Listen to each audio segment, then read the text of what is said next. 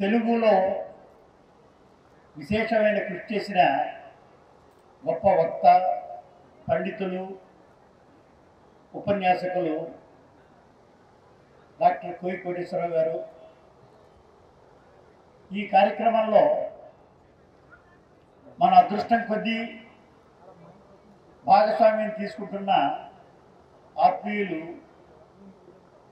ఈ ప్రాంగణ నిర్వహణలో ప్రాధాన్యం ఉన్నటువంటి ప్రముఖులు శ్రీ జూలూరి గౌరీశంకర్ గారు, శ్రీనివాస్ గౌడ్ గారు,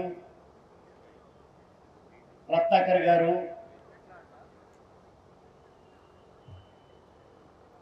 విజయరావు గారు,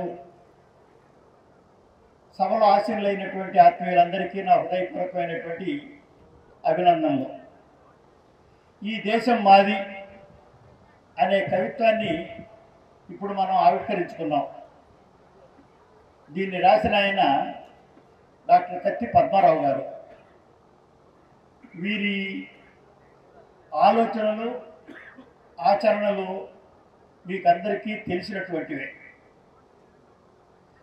ఆయనకి రెండు విధాలైనటువంటి దృక్పథం ఉంది. ఒకటి సమాజాన్ని ఉద్ధరించడం, మరొకటి సాహిత్యాన్ని రక్షించడం. సమాజాన్ని ఉద్ధరించడం అణగారిపోయి అట్టడుగులు పడిన వాళ్ళని పైకి తీయడం అనే ఉద్దేశం. సాహిత్యాన్ని రక్షించడము అంటే అది ఏ కబంధ హస్తాల్లోనో ఉండిపోయి అందరికీ అందుబాటు కాని దాన్ని అందరికీ అందేటట్టు చేయాలి అని. ఒకటి సాహిత్యంలోని అణగారిన వర్గాలకి చేయూతనిచ్చే దృష్టి, ఇంకొకటి సాహిత్యాన్ని సముద్ధరించే కర్తవ్య దీక్ష. సాహిత్యాన్ని సముద్ధరించడంలో ఆయనకుండే సంకల్పం, ఆయన ప్రాథమికంగా మహావక్త. ఈ మహావక్తకి రచన చేయడం ప్రారంభిస్తే అది ఉపన్యాసంలాగానే తన వ్యాసం సాగుతుంది. తన రచన ప్రవాహంలాగా వస్తుంది. కవిత్వం రాసిన అంత ప్రవాహంలాగా ఉంటుంది. దళిత జీవితాన్ని చిత్రించిన, సామాజిక నేపథ్యాలను చిత్రించిన, అంబేద్కర్ ఆలోచనలను ప్రస్తావించిన, పూలే దృక్పథాన్ని విశ్లేషించిన, సామాజికంగా చైతన్యకారులైనటువంటి వ్యక్తుల యొక్క సామూహిక శక్తిని సమాశ్లేషించడంలో అద్భుతమైనటువంటి దీక్షా దక్షత ఉన్న వ్యక్తి కత్తి పద్మారావు గారు. ఆయన రాయడానికే పుట్టినట్టుగా ఉద్యోగాన్ని వదిలేసి ఉద్యమాన్ని స్వీకరించారు. చుండూరు, కారంచేడు ఉద్యమాలు సమాజంలో ఇంత గొప్పమైనటువంటి ముద్ర వేయడానికి కారణం ప్రధానంగా కత్తి పద్మారావు గారు. మిగతా వాళ్ళు కూడా దోహదపడ్డారు, కానీ ప్రధానమైనటువంటి ఉద్యమం స్వరూపం పద్మారావు గారి దగ్గర నుంచే వచ్చింది. ఆయన ఒక పక్క సంఘంలో కావలసినటువంటి సంస్కరణలకు అవసరమైన ఆలోచనలు చేస్తూ ఉంటారు. అదే సమయంలో భవిష్యత్ తరాలు మేల్కోవాలని, వాళ్ళని మేల్కొల్పడం కోసం రచనలు చేస్తుంటారు. ఒకటి నిరక్షరాస్యుల్ని కాపాడేటటువంటి సామాజిక సేవ, మరొకటి సాహిత్యవేత్తల్ని సమున్వేషితుల్ని చేసి వాళ్ళతో ఉదాత్తమైనటువంటి జీవన ప్రాంగణాల్లో ప్రవేశించేటట్టు చేయడం.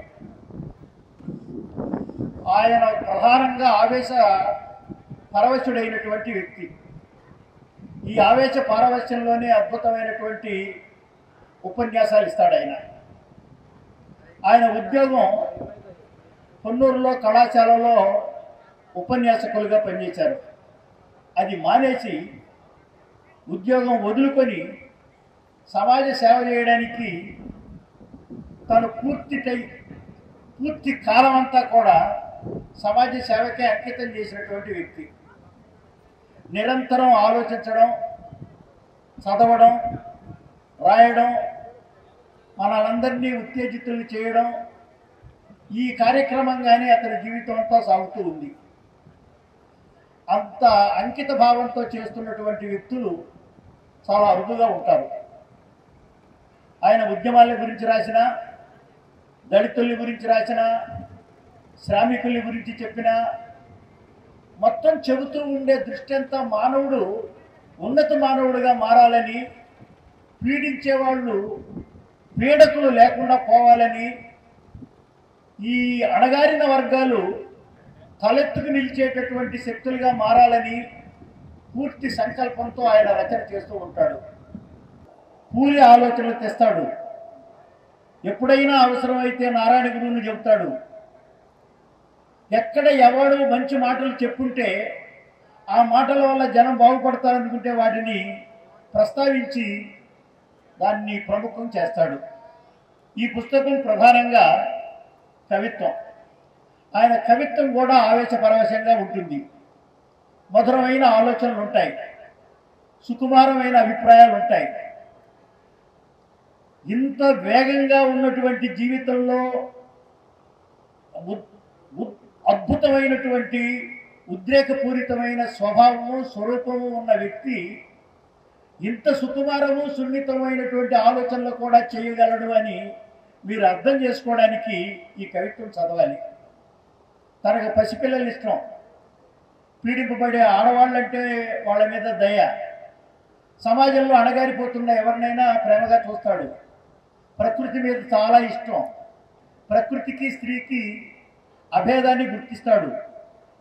ఒక విశేషమైనటువంటి మానవీయ దృక్పథం ఉన్న చాలా గొప్ప కవి, గొప్ప విమర్శకుడు, గొప్ప వక్త, గొప్ప ఆలోచనపరుడు, గొప్ప తాత్వికుడు, గొప్ప సంస్కర్త, నిరంతరం సాహిత్యంతో పరిశ్రమ చేసేటటువంటి అద్భుతమైనటువంటి తపస్థితి కలిగిన వ్యక్తి కత్తి పద్మారావు.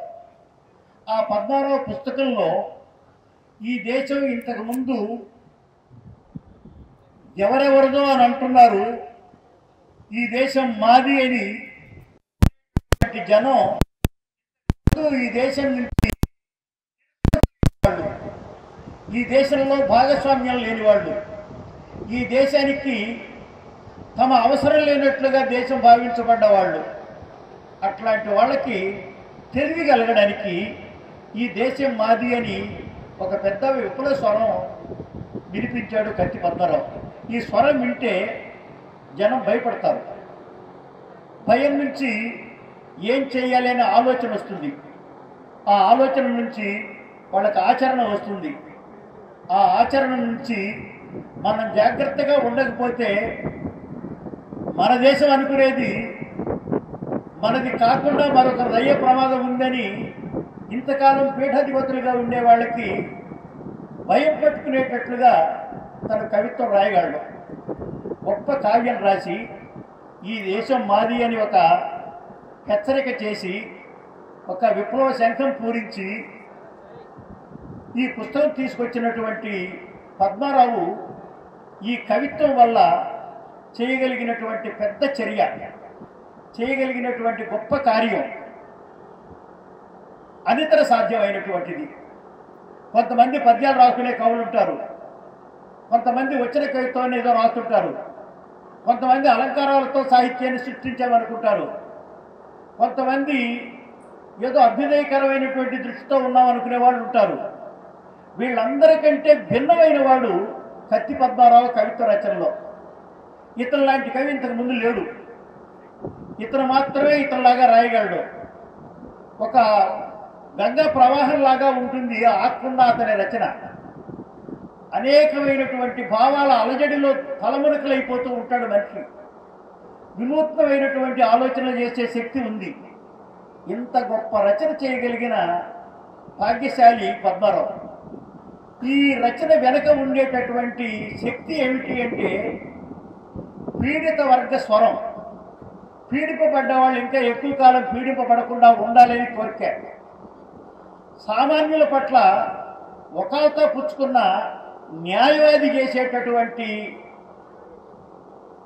వాదన లాంటిది ఈయన సాహిత్యం మొత్తం. ఈ కవిత్వంలోనూ మీరు అదే చూస్తారు.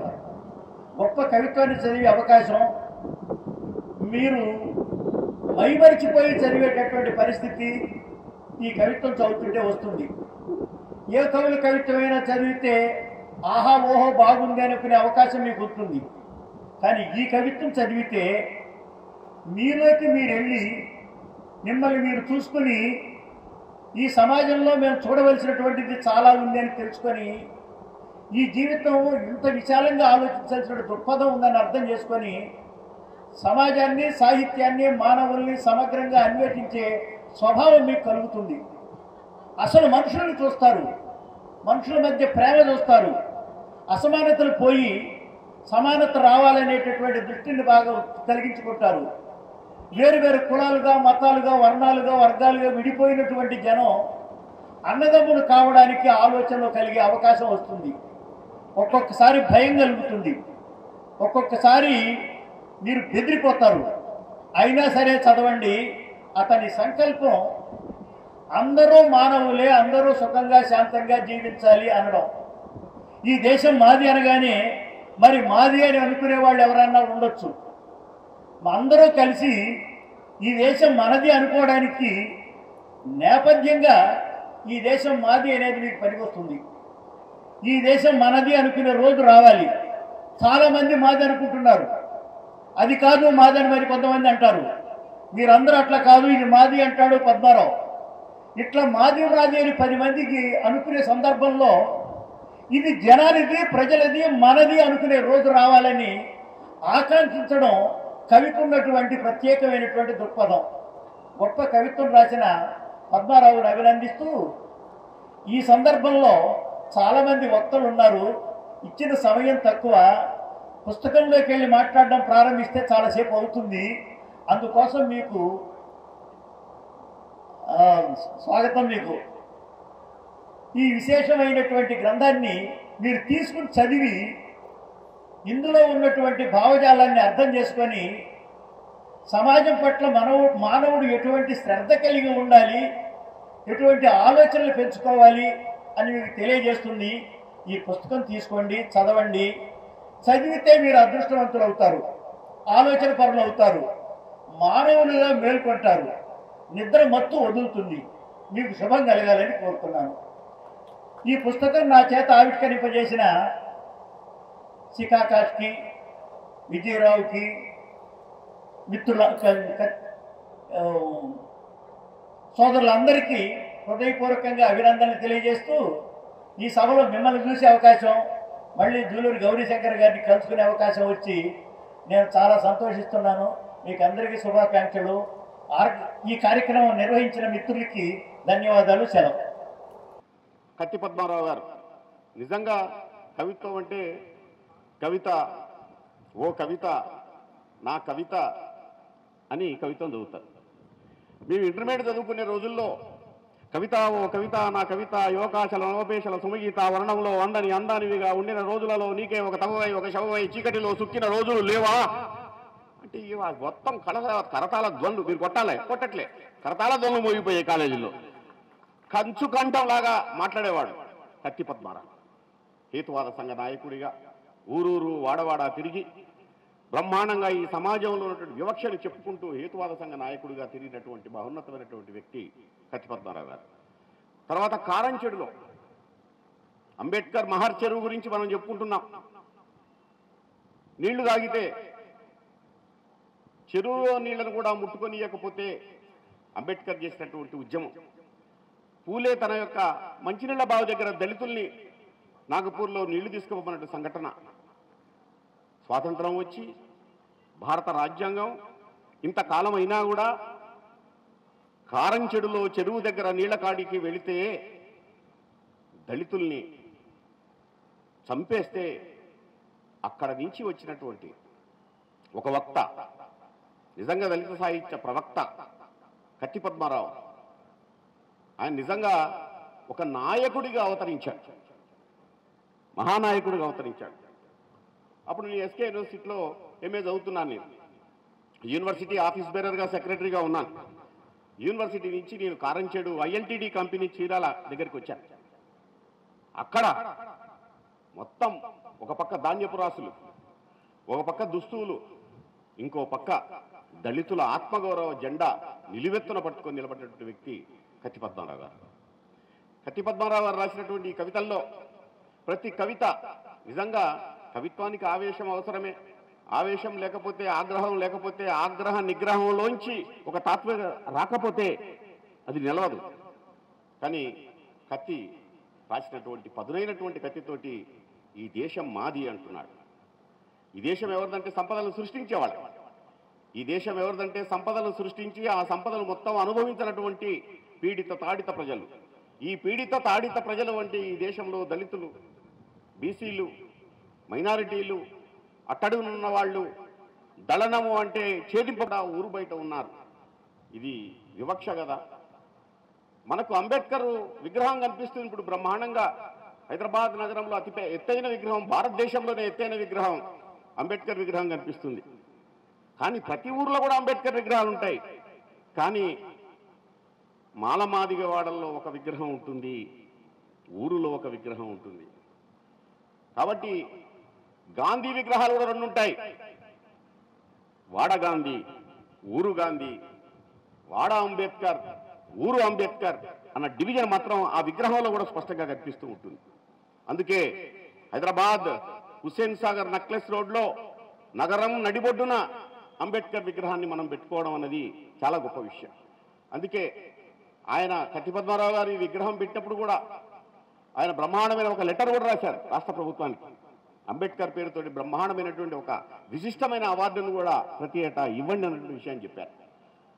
ఈయన కవిత్వానికి వస్తే చాలా అద్భుతమైన చరిత్రలో నాకు ఘర్షణ, చరిత్రకు ఘర్షణ, చరిత్ర అంటేనే ఘర్షణ, అందుకే చరిత్ర హృదయమంతా వ్రణం, అందులో దాగున్నది జనగణం. ఇది నిజంగా కత్తి పద్మారావు గారు రాసినటువంటి ప్రతి వాక్యం కూడా ఒక నినాదంలాగా అనిపిస్తుంది. కొంతమంది కవిత్వం చదివితే తర్వాత కవిత్వం మొత్తం చదివిన తర్వాత ఒక వాక్యం గుర్తుంచుకోవాలంటే చాలా కష్టమైన పని. కానీ కత్తి పద్మారావు గారిని వంట పట్టించుకుంటే మాత్రం దాంట్లో ఒక ప్రతి వాక్యం కూడా ఒక నినాదంగా వచ్చి నిలిచే స్థాయి అనిపిస్తుంది. కత్తి పద్మారావు గారు ఈ దేశం మాది అన్నటువంటి ప్రశ్నని స్వతంత్రం వచ్చి 8 దశాబ్దాలు దగ్గర పడుతున్నటువంటి తరుణంలో ఈ దేశం ఎవరిది అంటే ఈ దేశం మాదే, ఈ దేశం మా మూలవాసులదే, ఈ దేశం మా శ్రమించే వాళ్ళదే అన్నటువంటి విషయాన్ని స్పష్టంగా వెలుగెత్తి చెప్పినటువంటి వ్యక్తి కత్తి పద్మారావు గారు. నిజంగా కత్తి పద్మారావు గారు ఆయన యొక్క ఆరోగ్య సమస్యలతోటి ఇక్కడికి రాలేకపోయాడు. కానీ అక్కడి నుంచి వీల్ చైర్ నుంచి కూడా గర్జిస్తూ ఉంటాడు. మా కోయి చెప్పాడు, ఆయన యొక్క గర్జన దినపత్రికల్లో వ్యాస రూపంలో కనిపిస్తుంది, అట్లాగే విజువల్గా కనిపిస్తుంది. ఆయన రచనల్లో కూడా ఇది నిజంగా ఈ దేశం మాది అన్నటువంటిది మొత్తం దళిత తాత్విక చింతన ఉన్న వాళ్ళందరికీ కూడా ఇది బ్రహ్మాండమైనటువంటి ఒక డైరీ లాంటిది, ఒక మార్గనిర్దేశం చూపినటువంటి ఒక మార్గం. ఇది కత్తి పద్మారావు చూపినటువంటి ఈ దేశం మాది అన్నటువంటి ఒక మార్గం. అంటే మీరందరూ కూడా ఎందుకు ఈ దేశం మాది అన్నటువంటిది అక్కడ బ్యానరే పెట్టారు, ఆ బుక్ స్టాల్కి బ్యానరే పెట్టారు. ఆ దేశం మాది అన్నటువంటిది ఈరోజు ఒక చర్చ. నిజంగా కత్తి పద్మారావు గారు అమ్మ ఒక తాత్విక విశ్వవిద్యాలయం రాసినటువంటి దాంట్లో అద్భుతమైనటువంటి వాక్యాలు కనిపిస్తాయి. ప్రతి తల్లి ఒక చక్రవర్తికి తల్లే. అవును, రాజ్యం ఏలే పాలకుడు కూడా తల్లి పాదాల దగ్గర మోకరిల్లాల్సిందే. అమ్మ కళ్ళల్లో కరుణ కిరణాలు అందుకోలేక నియంతలు సజీవ సమాధుల్లోకి వెళుతున్నారు. తల్లితనం మరణించిన దగ్గరే నియంతలు పుడతారు, తల్లితనం మరణించిన దగ్గరే నియంతలు పుడతారంటాడు. చాలా వరకు ఇప్పటికీ మనం చూసే చూపులన్నీ ఒకటి కాదు, చూపుల్లో తేడా ఉంటుంది. మనం మాట్లాడే మాటలన్నీ ఒకటి కాదు, మాటల్లో తేడా ఉంటుంది.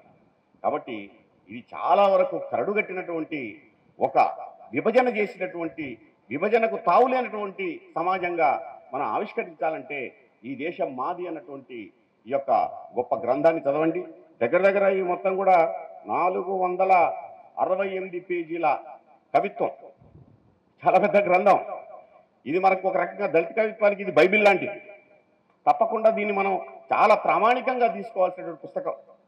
అందుకే అందరికీ అర్థం కాదు, కానీ సారే జహాసే అచ్చా హిందూ సీతా హమారా అని బ్రహ్మాండంగా అందరం పాడుకున్న వాళ్ళమే. కానీ ఇప్పటికి కూడా నేను ఈ దేశం ఎవరిదిరా అన్నటువంటి ప్రశ్నను మాత్రం మనం వేసుకుంటున్నట్టు వాళ్ళది. ఆ ప్రశ్నలోంచి వస్తున్నటువంటి అనేక వందల వేల ప్రశ్నలు అవన్నీ కూడా ఈరోజు చాలా వరకు ఈ హైదరాబాద్ బుక్ ఫేర్లో ఈ పుస్తకాన్ని ఇక్కడ ఆవిష్కరించుకోవడం అంటే ఒక విశ్వ ప్రపంచ వీధిలోకి ఈ పుస్తకాన్ని ఇక్కడ తీసుకురావడం కోసమే కోయికోటేశ్వరరావు గారు ఈ కార్యక్రమాన్ని ఏర్పాటు చేశారనుకుంటా. చాలా వరకు ఒక భిన్న సంఘర్షణలు ఉన్నటువంటి భిన్న సమాజాలు భిన్న వర్గాలుగా ఉన్నటువంటి పరిస్థితి. ఇప్పటికి కూడా ఇది వర్ణ వివక్ష ఉన్నటువంటి సమాజం ఇది.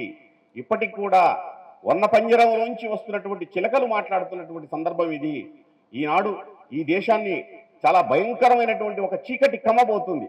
ఆ కమ్మబోతున్నటువంటి చీకటిని చీల్చాలంటే ఈ దేశం మాది అన్నటువంటి కత్తి పద్మారావు గారి కలం కత్తి అవసరం. ఆ కలం కత్తిని తప్పకుండా అందరూ ధరించాలి.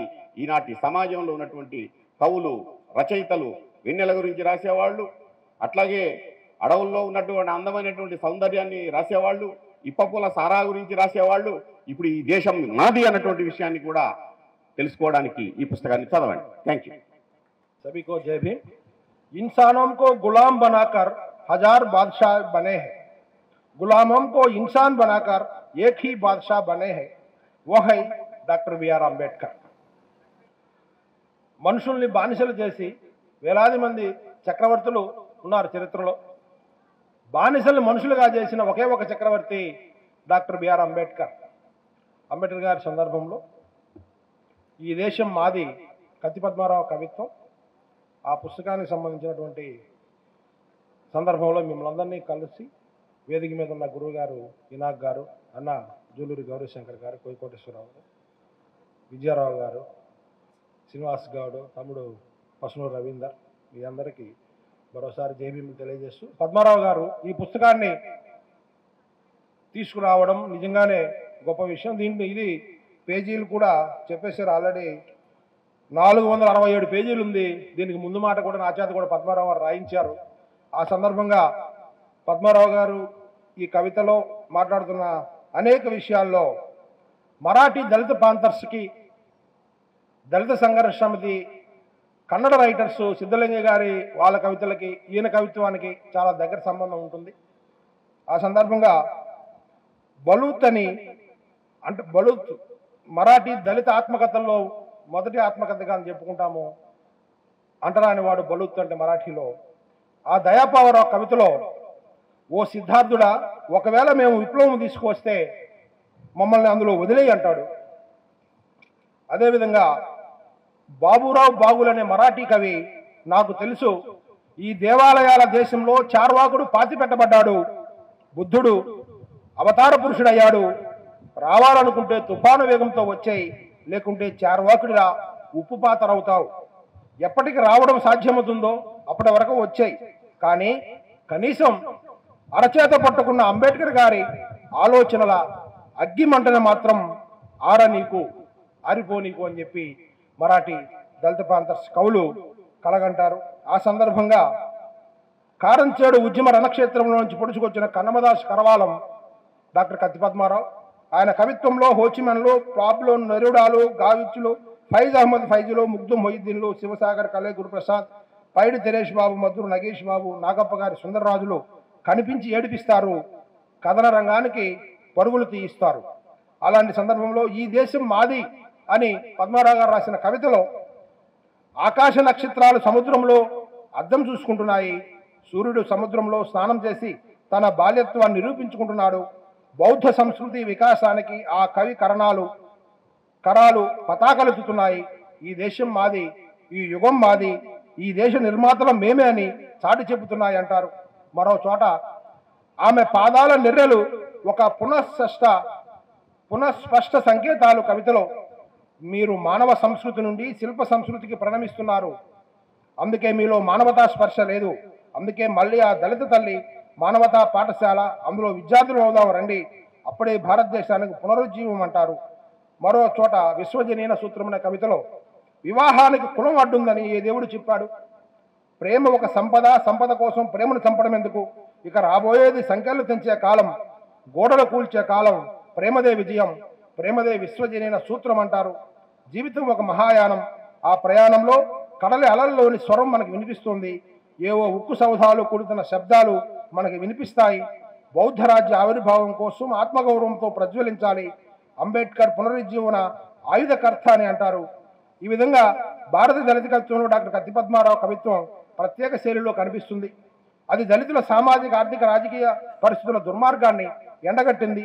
తమ స్వార్థం కోసం ఆధిపత్య కులాలు ఆడుతున్న కపట నాటకాలు, దొంగ ప్రేలాపనలపై వ్యంగ్యాస్త్రాలు ఇందులో చాలా ఉన్నాయి.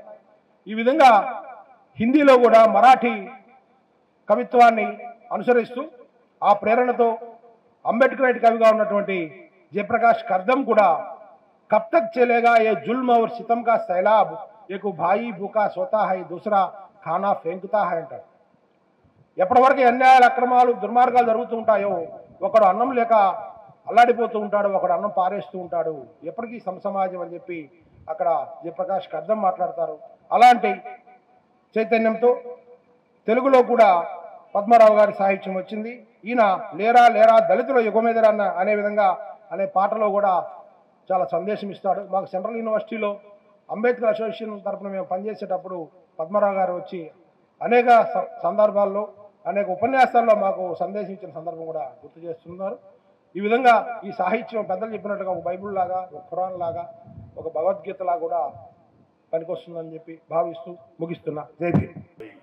మూర్తిదేవి అవార్డు గ్రహీత పద్మశ్రీ ఆచార్య కొలకలూరి వినాయక్ గారు, అట్లాగే వేదిక మీద ఉన్నటువంటి సభాధ్యక్షులు అన్న కోయి కోటేశ్వరరావు గారు, మరొక అన్న ప్రొఫెసర్ రత్నాకర్ అన్న, అట్లాగే శ్రీనివాస్ గౌడ్ అన్న, గడ్డం విజయరావు గారు, అందరికీ సభలో ఉన్నటువంటి పుస్తక ప్రియులకి నా జేజేలు. కత్తి పద్మారావు గారి కవిత్వం గురించి మాట్లాడాలి అని చెప్పేసి అంటే ఈ దేశంలో ఉన్నటువంటి మూలవాసుల గురించి మాట్లాడాలి. ఈ కవిత్వం నిండా ఒక దుఃఖం ఉన్నది, ఈ కవిత్వం నిండా ఒక ఆత్మ గౌరవం ఉన్నది, ఈ కవిత్వం నిండా ఆలోచింపజేసేటటువంటి, మార్పును ఆశించేటటువంటి తనం ఉన్నది. పెద్దలు ఆచార్య కొలకలూరి వినాయక్ గారు చెప్పినట్టు ఈ కవిత్వం చదువుతున్నంతసేపు మనలో అనేక ప్రశ్నలు మొలుస్తాయి. ఎందుకు ఈ దేశం మాది అని చెప్పి ఇప్పుడు చెప్పుకోవాలి? ఇది ఇప్పుడు చాలా పెద్ద ప్రశ్న. ఎందుకు ఈ దేశం మాది అని చెప్పుకోవాలి అంటే ఈ దేశం మీది కాదు అంటున్న వాళ్ళకి సమాధానం చెప్పాలి. కాబట్టి మహాత్మా జ్యోతిరావు పూలే ఒక మాట అన్నాడు, ఈ దేశానికి వలసొచ్చిన ఆర్యులకి, ఈ దేశ మూలవాసులకి జరుగుతున్నటువంటి యుద్ధమే భారతదేశ చరిత్ర అనే ఒక గొప్ప మాట అన్నాడు ఆయన.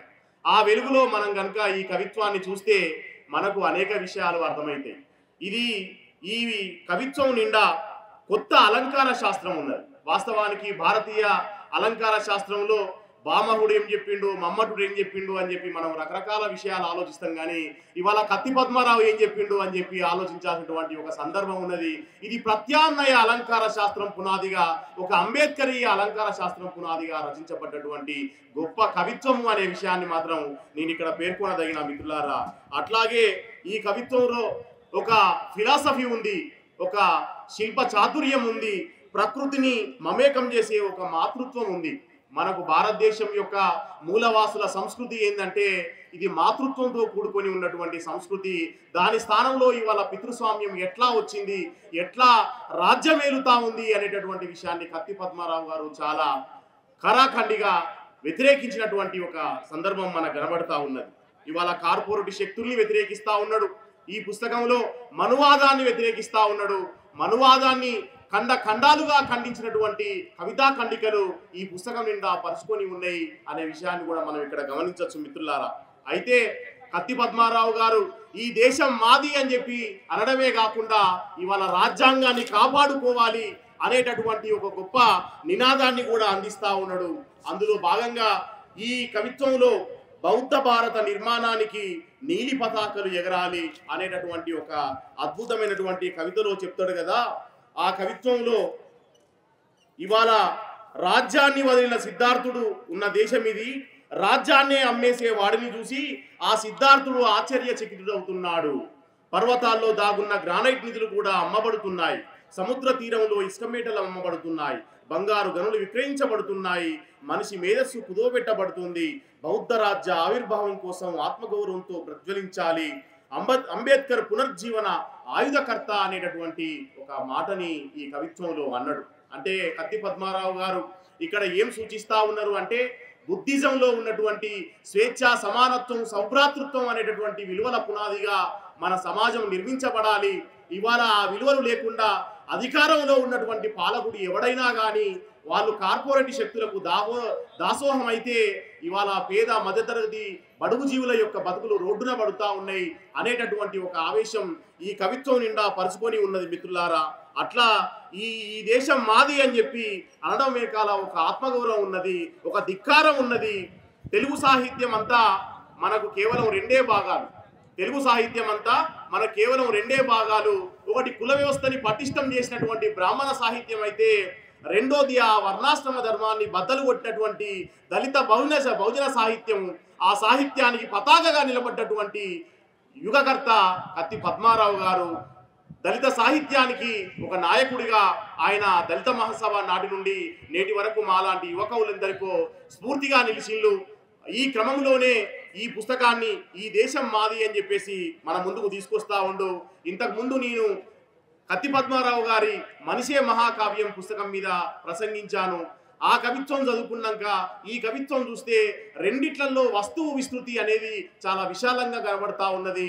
అట్లాగే ఆచార్య ఇనాక్ గారు చెప్పినట్టు ఇంతకుముందు ఎవరూ రాయని విధంగా ఒక కొత్త పద్ధతిలో మనకు కవిత్వాన్ని సృజించేటటువంటి తనం కనబడతా ఉంది.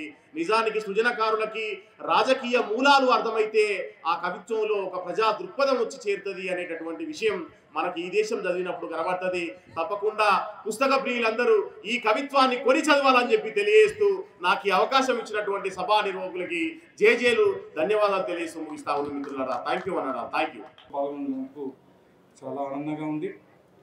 నిజానికి కత్తి పద్మారావు గారు 1985లో జరిగినటువంటి కారంచేడు ఉద్యమం తర్వాత దళిత ప్రాంతర స్ఫూర్తితోటి కారంచేడు దళిత ఉద్యమాన్ని నిర్మించాడు. కారంచేడు పక్కనే ఉన్నటువంటి చీరాలలో ఉండడం, అప్పుడు నేను చాలా చిన్నవాడిని. అప్పుడే కత్తి పద్మారావు గారి నుంచి నేను వింటూ వచ్చాను. అప్పటికే ఆయన కవిగా, ఒక దళిత ఉద్యమకారుడిగా సుప్రసిద్ధుడు. అప్పటి నుంచి గత 50 సంవత్సరాల నుంచి తను నమ్ముకున్న సిద్ధాంతం ఏదైతే ఉందో, తను నమ్ముకున్నటువంటి ఆశయం ఏదైతే ఉందో దాంట్లోంచి ఒక్క అడుగు కూడా పక్కకు తప్పుకోకుండా తన కార్యాచరణని దాదాపుగా 85 పుస్తకాలు ఈ రోజు వరకు ఆయన ప్రచురించాడు. ఇంకా ప్రచురించవలసినటువంటి పుస్తకాలు ఇంకా 50 ఉన్నాయి. ఆయన నిరంతరం ఒక ధారగా, ఒక స్ఫూర్తిగా ఈ రోజున మనం చూసుకుంటే కనుక 2 తెలుగు రాష్ట్రాల్లో ఏర్పాటైనటువంటి నిలువెత్తు అంబేద్కర్ విగ్రహాల వెనుక కత్తి పద్మారావు గారి సలహా సంప్రదింపులు, ఆయన ఐడియాలజీ ఉంది. మిత్రులారా, ఈరోజు మనకి ఇప్పుడున్నటువంటి దేశ కాలమాన పరిస్థితుల్లో అంబేద్కర్ ఐడియాలజీ కావాలి, బుద్ధుడి ఐడియాలజీ కావాలి అని చెప్పి ఎలుగెత్తి చాటుతున్నటువంటి కత్తి పద్మారావు గారిని మనం అవగాహన చేసుకోవాల్సిన అవసరం ఉంది. ఆయన కవిత్వం చదవాల్సిన అవసరం ఉంది. ఆయన వ్యాసాలు పుంకాలుగా ఆయన రాసినటువంటి వ్యాసాలు చదివి అవగాహన చేసుకొని మనం ఎలా ఈ దేశాన్ని మన మూలవాసులైనటువంటి మనం ఈ దేశాన్ని ఎలా కాపాడుకోవాలనేటువంటి విషయాన్ని మనం తెలుసుకోవాల్సిన అవసరం ఉంది. బ్రాహ్మణుడి నుంచి ఈ దేశాన్ని మనం కాపాడుకోవాల్సిన అవసరం ఎంతో ఉంది. మానవతా దర్శనమే సామాజిక ఔషధం, ప్రేమే జీవన సౌరభానికి మూల సూత్రం, దళితుల గుండెలపై పరశురాముని గొడ్డలి, నేను మూలవాసుల పాటనే పాడుతాను, మనసు గొప్ప గమనశీలి, దాని లోతు అనంతం, సత్యవాక్యమే సూర్యోదయం. ఇది కవిత కాదు, 7 కవితల శీర్షికలు ఇవి. అంటే శీర్షికల్లోనే ఒక అద్భుతమైన తాత్విక, రాజకీయ, వైజ్ఞానిక స్ఫూర్తి. ఈ కాలానికి ఏ విలువ కావాలనో, ఈ కాలానికి ఏ రకమైన కొత్త తాత్విక నెత్తురు కావాలనో దాన్ని ఈ 5 శీర్షికల్లో పద్మారావు గారు అద్భుతంగా నిబిడీకృతం చేశారు. అది పద్మారావు గారి కవిత్వం అని చెబుతూ ఈ దేశం మాదే అని, దళిత బహుజనులదే అని పద్మారావు గారు నిర్ధారిస్తున్నారు. మేము అదే నిర్ధారిస్తున్నాం. Thank you. లోకాయుత ప్రచురణ పక్షాన అందరికీ ధన్యవాదాలు. అన్న ఒక్క నిమిషం గడ్డం విజయరావు గారు ఓట్ ఆఫ్ థ్యాంక్స్ ఒకే నిమిషం చెప్తారు.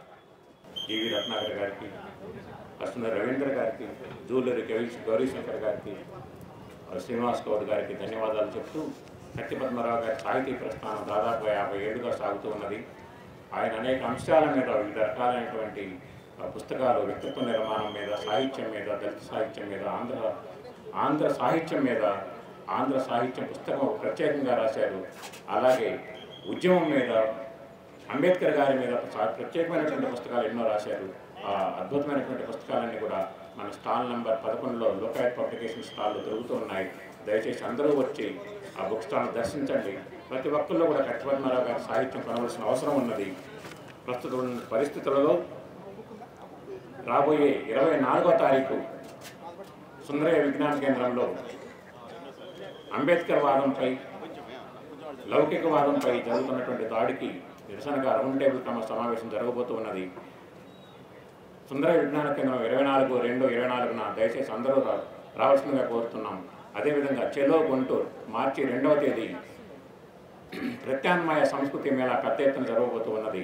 దానికి కూడా రావాల్సిందిగా కోరుతూ ఉన్నాం.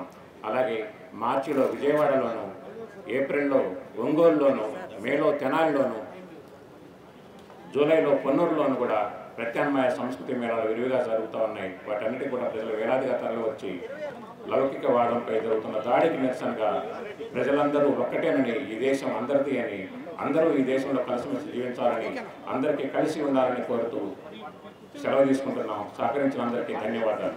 జై భీమ్. తప్పకుండా దర్శించండి Lokayat publication stall number 11 Hyderabad book festival. Thank